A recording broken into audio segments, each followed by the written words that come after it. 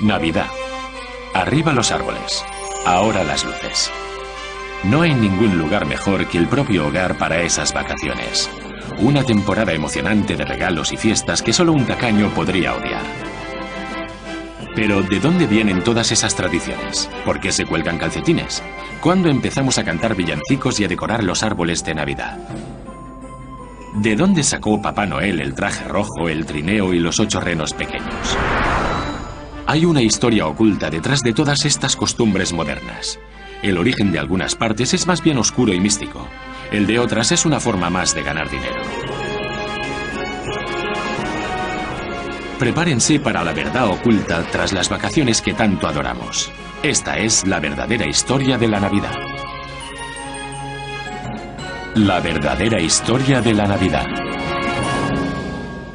Well, it's beginning to look a lot like Christmas everywhere you go.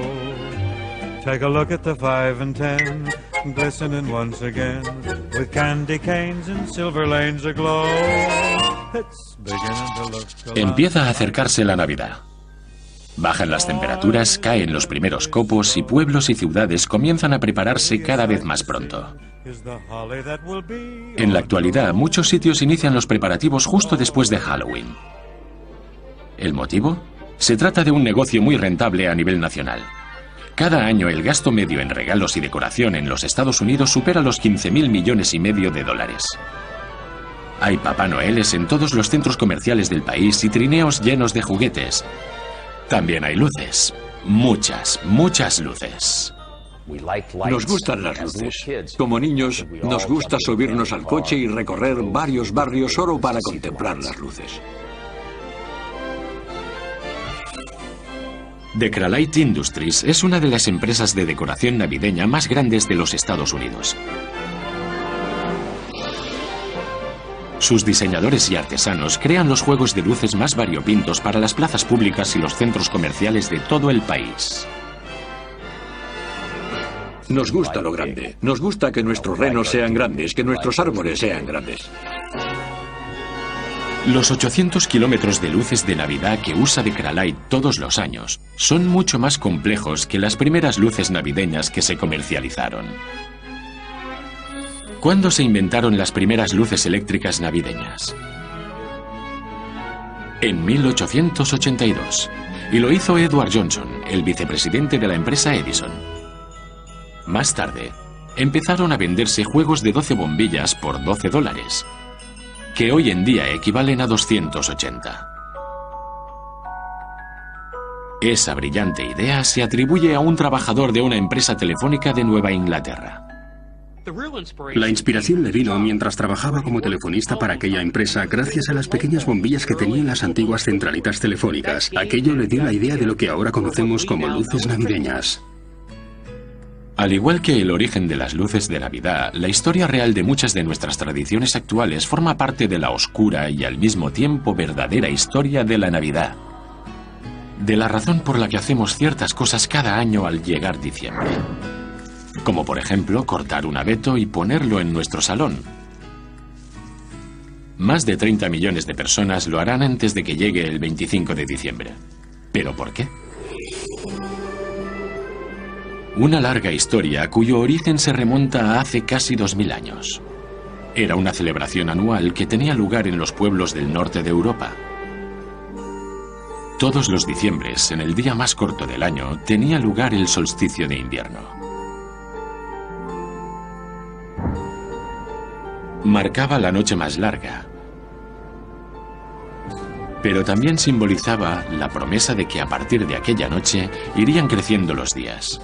Para celebrarlo, las tribus más antiguas festejaban el Yule, que duraba 12 días. Se habían recogido las cosechas. Era época de matanza. Se mataban los animales de granja porque no se les podría alimentar durante los oscuros días de invierno. Así que había mucha carne a mano. La cerveza estaba lista. Era el momento perfecto para celebrarlo. Los nórdicos quemaban un tronco gigante de Yule durante 12 días festivos, en los que llenaban sus casas de hojas de árbol perenne, abetos y acebo. Con el paso de los siglos, la idea se fue extendiendo hasta el punto de reencarnarse en la tradición cristiana moderna de colocar un árbol de Navidad. Hoy en día, dicho árbol es el elemento básico de esas fiestas. Un año cualquiera, los granjeros estadounidenses cultivan 350 millones de árboles para Navidad en 15.000 plantaciones específicas diferentes. Más o menos un árbol por persona en todo el país. Las plantaciones se renuevan constantemente. Dentro de unos años, las semillas de hoy se habrán convertido en el eje central de la decoración navideña de algún hogar estadounidense. Uno de los comentarios que más me ha impresionado ha sido el de un cliente que me dijo que lo que más le gustaba era llegar a casa, abrir la puerta y recibir el olor a árbol. Para él, es lo que da sentido a la Navidad, es casi la función principal de los árboles navideños. No siempre es fácil ver en qué modo están conectadas nuestras costumbres con las tradiciones más antiguas. ¿Qué tiene que ver todo esto con el nacimiento de Jesús hace ahora 2000 años? Para los cristianos, ese acontecimiento histórico marca el origen de la Navidad. ¿Cómo supimos lo que sabemos del nacimiento de Jesús? Existen dos fuentes distintas en el Nuevo Testamento acerca de la Natividad, el Evangelio de Mateo y el de Lucas. Ninguno hace referencia al otro, quizá ni siquiera supiesen la existencia del otro testamento. Tal vez nunca oyesen hablar del otro evangelista. Y los dos nos dan una versión sobre lo ocurrido tras el nacimiento de Jesús. Y se han juntado ambas versiones hasta configurar la historia completa a la que llamamos Natividad. El Evangelio de Mateo nos habla de la estrella de Belén y de los 3 reyes magos que llevaron regalos al recién nacido. En aquellos regalos había algo simbólico. Lo que llevaron fueron bienes preciosos para honrar a aquel niño tan humilde. Era un mensaje sobre el reconocimiento a quien, a pesar de su humilde nacimiento, un día sería rey.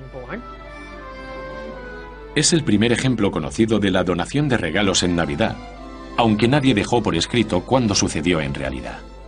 Nadie sabe la fecha exacta del nacimiento de Jesús.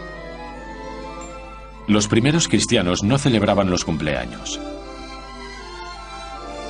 Pero entonces, ¿cómo terminó Jesús celebrando su cumpleaños el 25 de diciembre? Mucho antes de haber nacido él, los romanos celebraban ya fiestas paganas por esas fechas. Fueron esas celebraciones de fin de año las que marcaron el calendario de las Navidades modernas.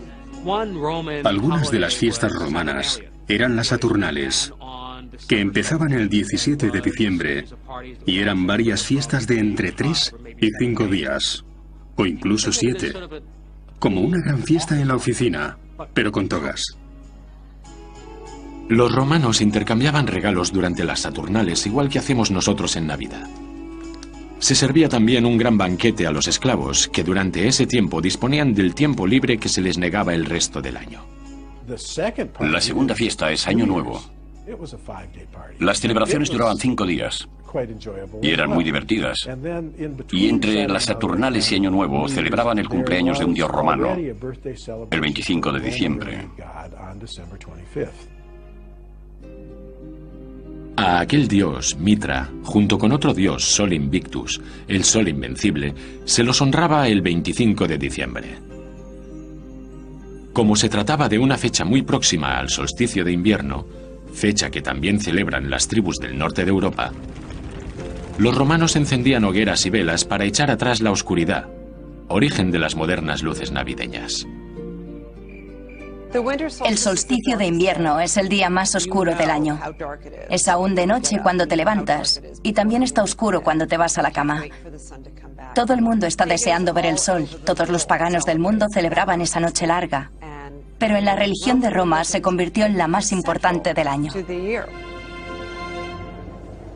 Cuando el cristianismo se convirtió en la religión oficial de Roma, en el siglo IV, los líderes decidieron absorber las tradiciones paganas en vez de prohibirlas.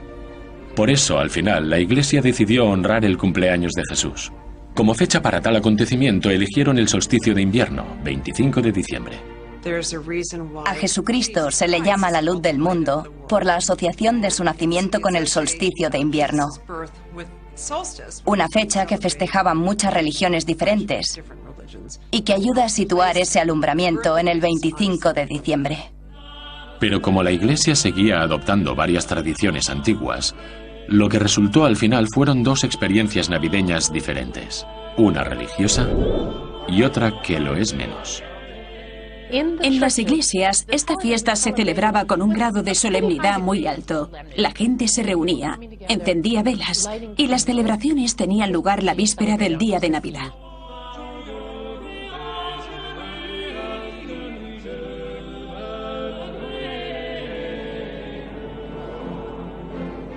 Fuera de las iglesias, en las casas y las plazas, la Navidad era más una fiesta de barrio para divertirse y emborracharse. Al final, esa Navidad ruidosa y profana podría con la más religiosa y obligaría a los reformistas a proponer una prohibición sobre ambas versiones.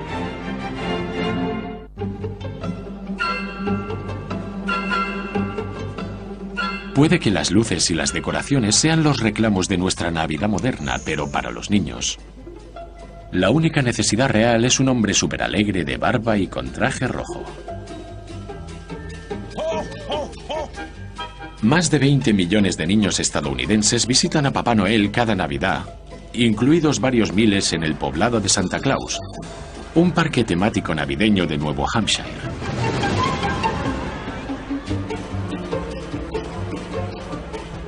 Allí los niños pueden jugar a cuidar de un maravilloso reno. Los machos pesan entre 170 y 180 kilos. Cuando los niños entran en el establo empiezan, no eran conscientes del tamaño que alcanzan estos animales. Les dan galletas, zanahorias, manzanas para comer. Es una experiencia única. Estos renos sí que vuelan, pero solo en Nochebuena. Los juerguistas de antaño no reconocerían la Navidad de hoy en día. Y si pensáis en las vacaciones de hace siglos como un tiempo idílico de paz, estáis muy equivocados. Las Navidades eran más terrenales, incontroladas y divertidas. En la Alta Edad Media, entre 1400 y 1500, la Navidad estaba en auge. Los reyes hablaban de ella y de los grandes banquetes navideños. El intercambio de regalos estaba ya muy extendido y la decoración de luces y troncos de Yule iba ganando popularidad. Pero Navidad era también un día solemne para estar rezando en la iglesia. Ambas Navidades, la religiosa y la seglar, contaban con una música diferente, igual que en la actualidad. En la iglesia están los himnos, la música sacra que se canta en latín. Con el paso de los siglos llegaron en el 12 los villancicos navideños, unas canciones que se cantan en las lenguas vernáculas, no en latín. Se cantan en el idioma de la gente del pueblo, para que todo el mundo las entienda, cante y disfrute. Poco a poco los villancicos dejan de cantarse en misa. Pero los villancicos medievales no consistían solo en cantar. También había mucho de beber. En cada puerta, los juerguistas pedían un trago a los anfitriones del hogar, emborrachándose más con cada nota que entonaban. Así que la Navidad no era una celebración aburrida y solemne relacionada con la Biblia. La Navidad era algo más. Parece una celebración desmedida a la verdad, una celebración de fiesta y jolgorio. En el siglo XVII, los reformistas religiosos perdieron la paciencia con las bulliciosas tradiciones navideñas. Decidieron que aquellas fiestas eran demasiado divertidas y que había que prohibirlas todas. Pero ¿cómo iban a hacerlo? Se produce una reacción violenta contra la Navidad. Entre los grupos protestantes servía el deseo de no celebrar la Navidad. La rechazaban por ser una especie de invención católica, algo que los católicos habían permitido. En Inglaterra, la Navidad llegó a prohibirse categóricamente durante un tiempo, pero no por mucho. Pocos años después se reinstauró una versión más contenida de esas celebraciones. La Navidad viviría tiempos muy duros también en el Nuevo Mundo a principios del siglo XVII. Los primeros colonos llegados de Inglaterra se mantenían suspicaces ante esas fiestas. Y cuando llegaron los europeos a América, la recién formada colonia puritana de Massachusetts, que no quería formar parte de la fiesta, prohibió la Navidad en 1659. Los puritanos de Nueva Inglaterra estaban al corriente de las asociaciones paganas dentro de la celebración del solsticio de invierno. Por eso quisieron evitar que lo relacionasen con semejante cosa. Un comentarista puritano dijo una vez que la Navidad era el naufragio de la castidad. Otro en Boston dijo que los hombres deshonraban más a Cristo en esos 12 días de Navidad que durante el resto del año. Las colonias empezaron a extenderse por la costa y los colonos de la región del Atlántico Medio eran mucho menos conservadores. A mediados del siglo XVIII, esos colonos habían adoptado ya muchas de las tradiciones navideñas europeas. Y todavía quedaban unos cuantos juerguistas a favor del ruidoso comportamiento del pasado. En Virginia, por ejemplo, mucha gente se juntaba a cenar con amigos. Y en los informes coloniales y del principio de la República se hace mención a una cena de Navidad que tuvo lugar en la casa de un caballero de Virginia, donde los vecinos se enfadaron y empezaron a llamar a la puerta con fuerza. Al salir el dueño, los vecinos gritaron lo típico de «Danos comida y bebida o te romperemos las ventanas a pedradas». Desde entonces se mantienen ambas tradiciones. A medida que Estados Unidos fue madurando, también lo hicieron las costumbres navideñas. Y los más acomodados iniciaron una cruzada contra las navidades tendencieras. Los americanos de clase media querían erradicar el bullicio de la Navidad, esa Navidad pública que se celebraba en la calle, y trasladarla al hogar, en su lugar. Estamos hablando de gente con propiedades, con miedo a perderlas. Tenían miedo a quedarse sin sus pertenencias, por eso querían poner fin a unas fiestas públicas, desmedidas y sin control. Querían que las celebraciones tuviesen lugar en el interior del hogar, que se centrasen en la familia, en la reunión privada, cada uno en su casa. Su esfuerzo pronto tuvo recompensa. Su deliberada intención se extendió como la espuma en la ciudad de Nueva York. Sus fundadores, los holandeses, adoraban las sencillas tradiciones navideñas del viejo mundo. Y un neoyorquino, profesor de profesión y con un don innato para la poesía, cambiaría la cara de la Navidad para siempre.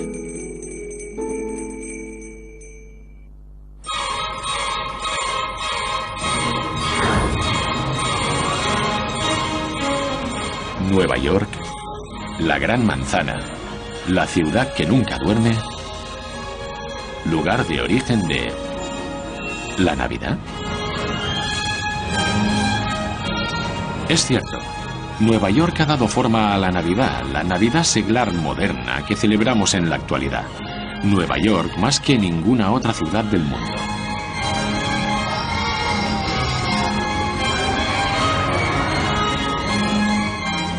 Y lo cierto es que es fruto del esfuerzo de dos neoyorquinos que vivieron aquí en el siglo XIX. Ellos reinventaron las tradiciones navideñas del viejo mundo para crear la fiesta estadounidense moderna. Ellos ayudaron a moldear la imagen del feliz San Nicolás. El Nueva York que ellos conocían era la gran metrópolis estadounidense, una ciudad que seguía el ritmo de la revolución industrial que estaba transformando el país a pasos agigantados. Nueva York en el siglo XIX era una ciudad de cambios. La población aumentaba como la espuma y la industria estaba en auge.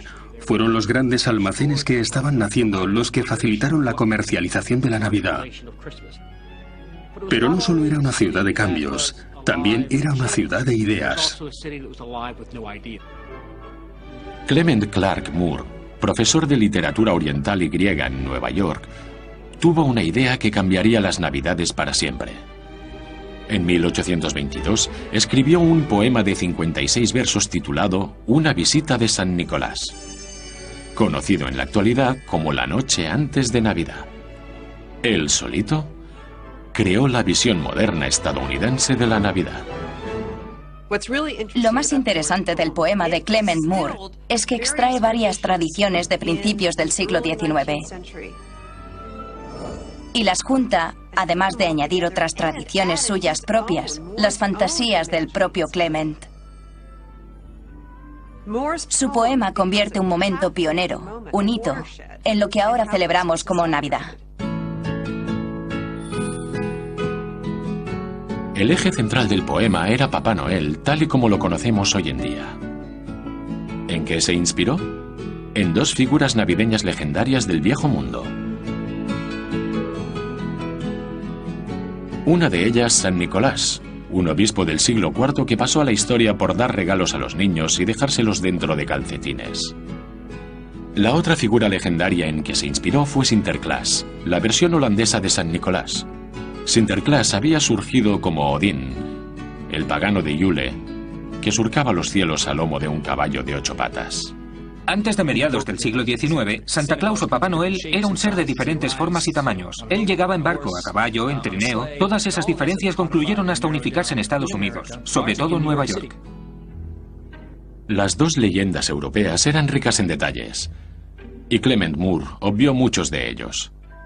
Una de esas omisiones estaba relacionada con un ser oscuro, raro y malévolo que acompañaba a San Nicolás.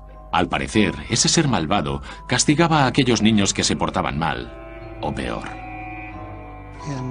En el norte de Europa había una especie de figura malvada que acompañaba a San Nicolás. Tenía cuernos, una lengua larga y roja, estaba cubierto de pelo y tenía cola y pezuñas. Apareció justo después de San Nicolás y su presencia no auguraba nada bueno. En una de las historias se ve a dos niños pequeños encogidos de miedo al ver a ese ser espeluznante, Krampus, junto a la puerta. Pero el Papá Noel de Clement Clarke Moore solo representaba lo bueno. Es más, añadió a su personaje varias características extra.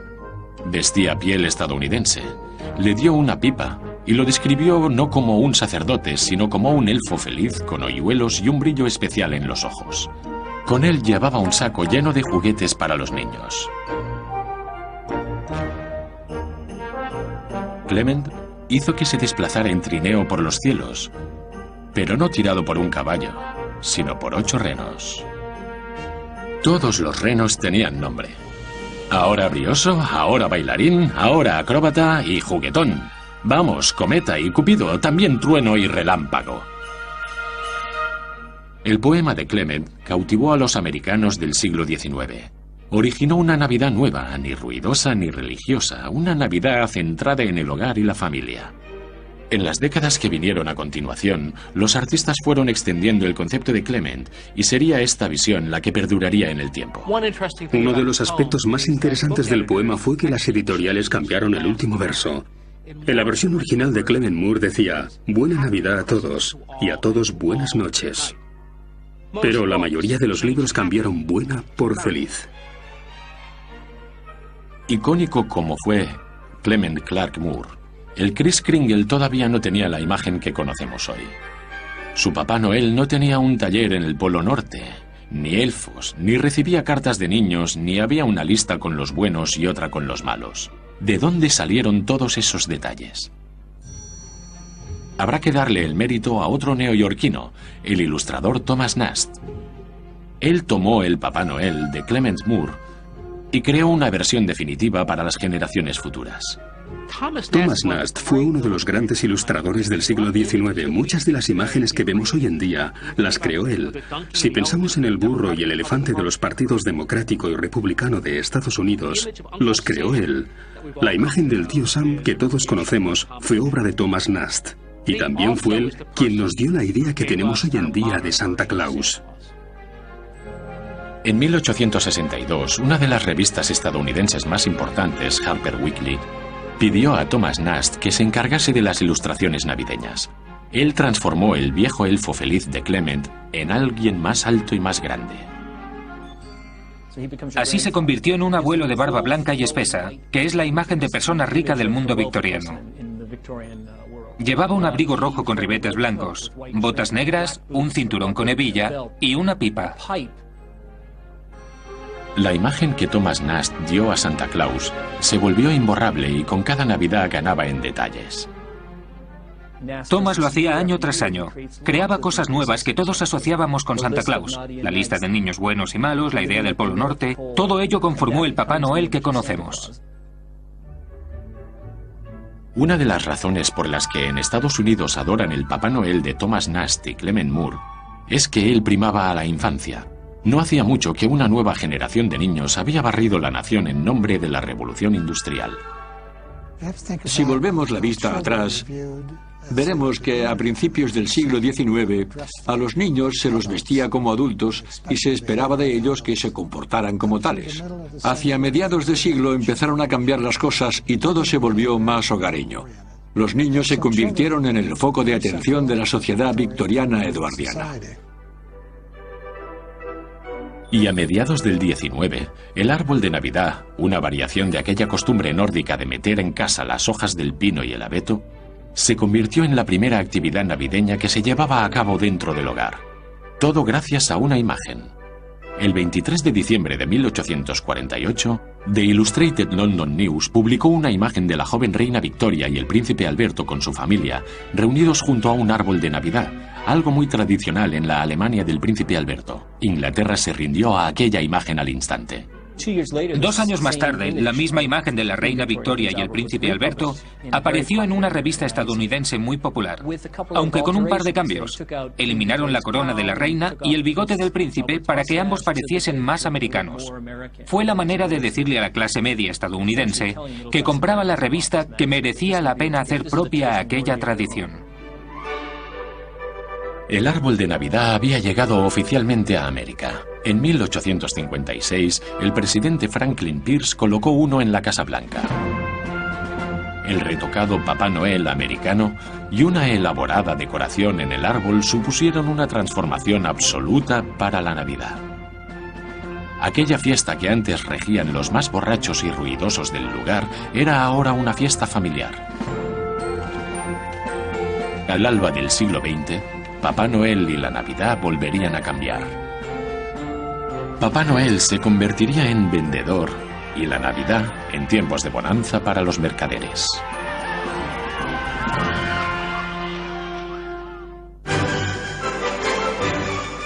Para 79 millones de compradores, la temporada navideña empieza el día después de Acción de Gracias, cuando suena el pistoletazo de salida del llamado Viernes Negro.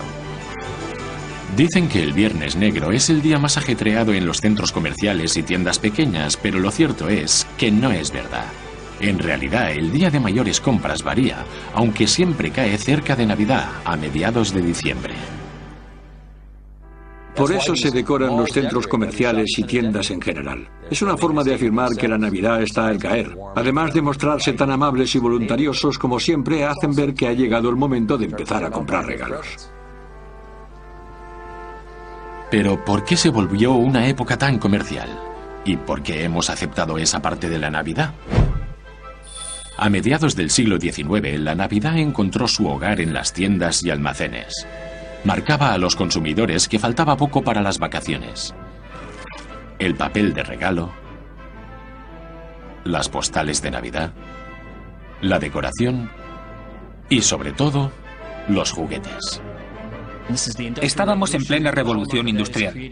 El objetivo principal de aquella época consistía en crear muchas cosas baratas. Así surgió una clase media dispuesta a emplear el dinero del que disponía. Los comerciantes no tardaron en apropiarse de la imagen de Papá Noel. La primera vez que un centro comercial usó a Papá Noel para vender regalos fue en 1840. Papá Noel apareció en el anuncio de un centro comercial como ilustración. Su aspecto era el de un Santa Claus holandés bajando por una chimenea. En 1874, a partir de aquel momento, miles de empresas empezaron a usar la imagen de Papá Noel como reclamo. En algunas imágenes salía por una chimenea, en otras vendiendo carbón o, por ejemplo, vendiendo zapatos, cualquier cosa en realidad. En Estados Unidos ha sido vendedor casi desde el principio de sus tiempos. El tiempo pasaba y Papá Noel vendía más que productos. Promocionaba las Navidades y la nostalgia cálida de esas fechas. Durante las 2 guerras mundiales, él recordaba a los soldados por qué estaban luchando y ayudaba a las organizaciones caritativas a hablar de los más necesitados. Papá Noel vendió la idea de la Navidad como estación de paz y bondad hacia el prójimo. En 1940, el papel cada vez más amplio de Papá Noel como icono publicitario le dio un aspecto más unificado. El artista Norman Rockwell reinterpretó la imagen del traje rojo, la barba blanca y la donación de regalos que había establecido Thomas Nast, y lo adaptó al siglo XX. Las portadas de revistas de Norman y su imagen en las postales navideñas mostraban un Papá Noel grande y bonachón, y los demás siguieron su estela. Los Papá Noel que usaban en los centros comerciales también se empezaron a unificar. Cada vez era más rojo y blanco. Ayudaba a congelar la imagen, a hacerlo más jovial, con un aspecto de peluche más acorde a una imagen familiar. En 1939, mientras ilustradores como Norman Rockwell mejoraban el aspecto de Papá Noel, el escritor Robert May creaba un nuevo icono para la estampa navideña, un reno con nariz roja llamado Rudolph. La figura de Rudolph surgió para el centro comercial Montgomery Ward, en Chicago. Querían tener una especie de presentación, de muestra navideña, por decirlo de alguna manera. Por eso escribió un panfleto de 38 páginas en verso sobre aquel reno cariacontecido al que al principio llamó Rollo, el reno de la nariz roja, aunque al final decidió darle un poco más de ritmo y lo rebautizó como Rudolph, que se convirtió en un éxito total. En 1949, el cuñado de Robert May, Johnny Marks, compuso música para las líneas que versaban sobre Rudolph. Escribió la canción y se la dio a Gene Autry. Y a Gene Autry no le gustó, ni siquiera quería grabarla. Pero su esposa dijo, no, es una canción muy buena, grábala. Rudolph the red-nosed reindeer had a very shiny nose, and if you ever saw it, you would even say it glows. Gene Autry terminó por acceder a grabar la canción, pero solo en la cara B de uno de sus discos. No importó, porque Rudolph se convirtió en el mayor éxito de toda su carrera. Hace más de 60 años que se canta sin parar esa historia de un reno triste que al final pasó a la historia. Es el ejemplo perfecto de una persona que no se sentía aceptada, pero que, después de aguantar las burlas de los demás, termina por convertirse en un héroe. ¿No es lo que queremos todos? Pues normal que la canción prosperara. Rudolph, el reno de la nariz roja, se ha convertido en una de las canciones más famosas de todos los tiempos, aunque sea una canción infantil. Rudolph the red-nosed reindeer, you'll go down in history. Por aquella época surgió también otra canción destinada a la inmortalidad, pero pensada más para adultos. La escribió Irving Berlin y la cantaba Bing Crosby. Se convertiría en el villancico por excelencia, Blanca Navidad. Blanca Navidad se compuso para una película de 1942 titulada 15 días de placer. Bing Crosby es el protagonista que nos muestra las diferentes festividades estadounidenses, entre ellas la Navidad. I'm dreaming of a white Christmas, just like the ones I used to know. Al principio, la canción no cautivó. Era la primavera de 1942 y acabábamos de entrar en guerra. Pero al llegar el otoño, entonces sí. Estados Unidos está a punto de cumplir el primer año de guerra y cientos de miles, casi millones de soldados, pasarán las primeras navidades lejos de su hogar y su familia. Es en ese momento cuando la canción llega al corazón de todos ellos y los invade la nostalgia. Las ventas del disco se disparan en octubre, noviembre y diciembre de 1942. Blanca Navidad ha sido uno de los singles más vendidos de todo el mundo durante los 50 años que siguieron. Ensalza los valores sencillos, los valores de la Navidad, justo lo que más deseaban los exsoldados durante la posguerra estadounidense. En 1946 encontraron de nuevo esos valores en la película navideña por excelencia, Qué bello es vivir. Qué bello es vivir surgió como una historia corta titulada El mejor regalo de Philip Van Doren Stern, que terminó en las manos de Frank Capra. Este último acababa de regresar de la Segunda Guerra Mundial, donde había grabado la serie ¿Por qué luchamos?, varios episodios de propaganda sobre el ejército estadounidense.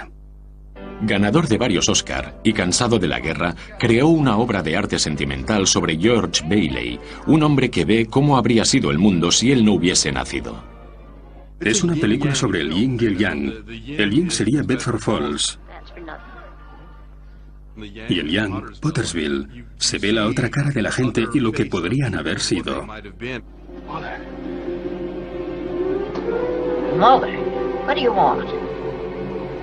Mother, this is George. I thought sure you'd remember me.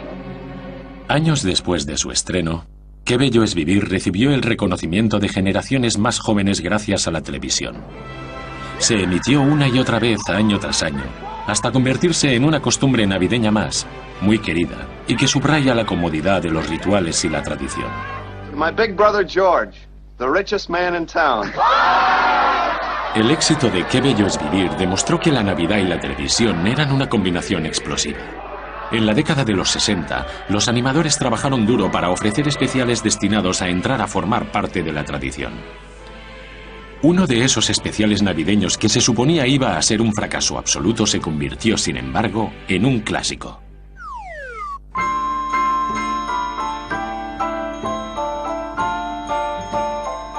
La Navidad en Estados Unidos ha evolucionado con el tiempo, sin perder el ritmo de un país en constante cambio. Aún así, en la era moderna, la Navidad sigue siendo una fiesta para celebrar en familia, llena de nostalgia y recuerdos de infancia. Podemos revivir nuestra infancia, aquel tiempo de inocencia previo a una madurez agria y cínica. Cuando somos pequeños vemos el mundo de otra forma. Somos más generosos, más amables, queremos más. Y nunca es tarde. Por eso nos gusta mirar atrás y regresar a aquella forma de ser. El poder de la Navidad para repartir alegría y potenciar los recuerdos creció proporcionalmente al de una institución que equiparaba a los niños con la propia celebración: la televisión. En la década de los 60, los más pequeños disfrutaban de la época dorada de la programación navideña. Fue la época dorada de los especiales navideños. Empezaron a mediados de los 60 y duraron casi una década. Eran especiales dedicados a los niños, aunque sofisticados como para entretener también a los adultos presentes. El primero de aquellos especiales navideños debutó en la televisión en 1962. Cuento de Navidad de Mr. Magoo. Se trataba de una versión de la famosa historia de Charles Dickens. Si lo pensamos bien, es una combinación extraña eso de poner al señor Magoo en un cuento de Navidad.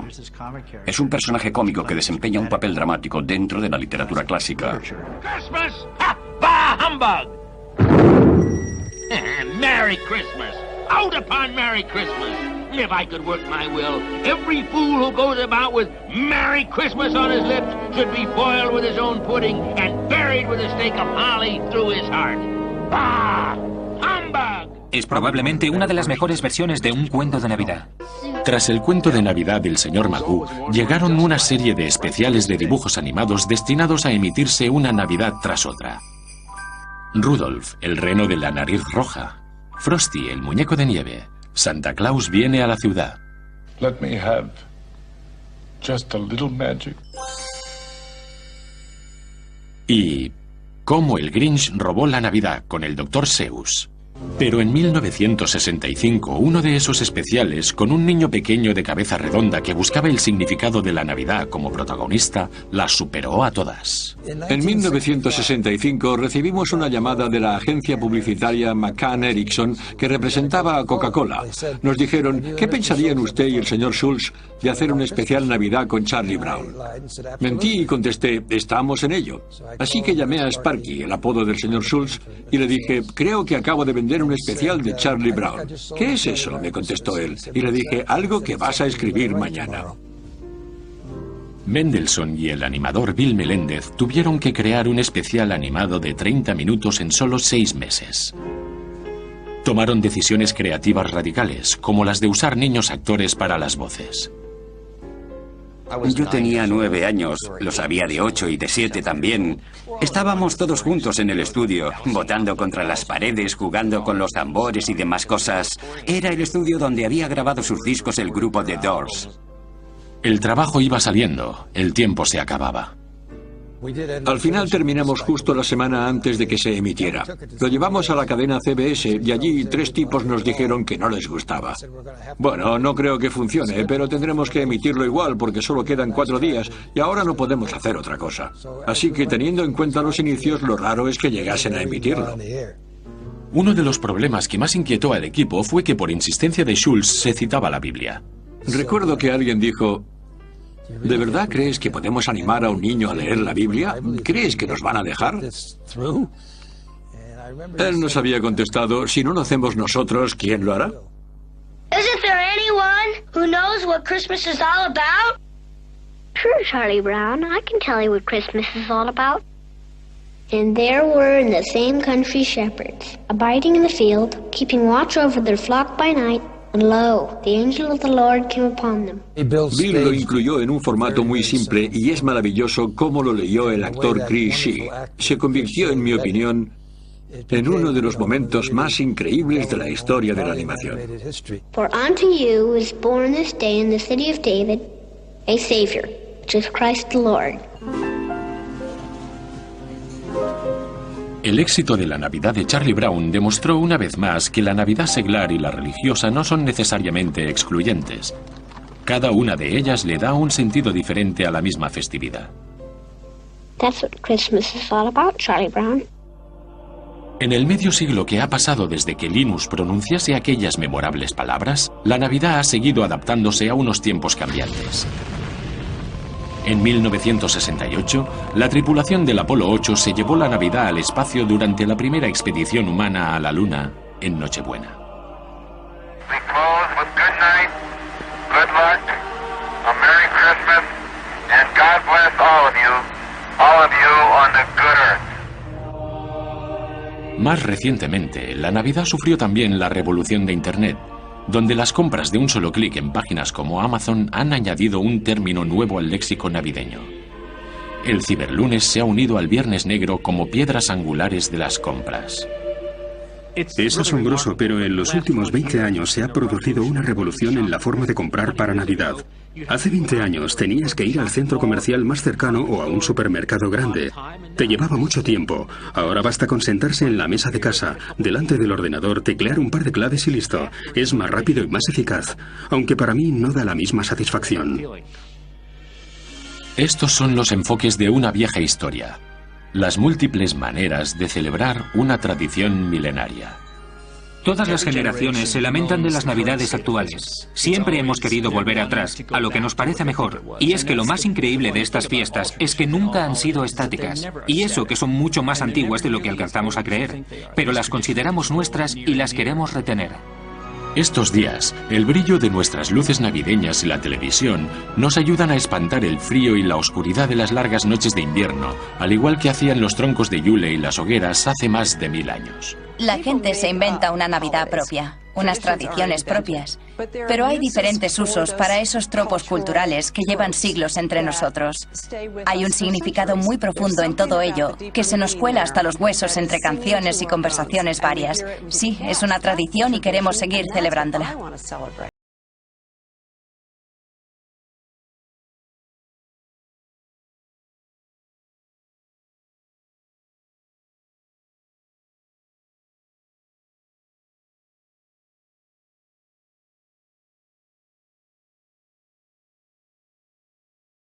De recordar cuándo empezó el ser humano a rodearse de verde y encender velas por Navidad, ni a dejar colgados los calcetines o cantar villancicos, en la iglesia y en la calle. Pero entre el caos, sí somos capaces de encontrar un tiempo para alegrarnos del nacimiento de un niño, hace 2000 años. Feliz Navidad a todos y a todos, buenas noches.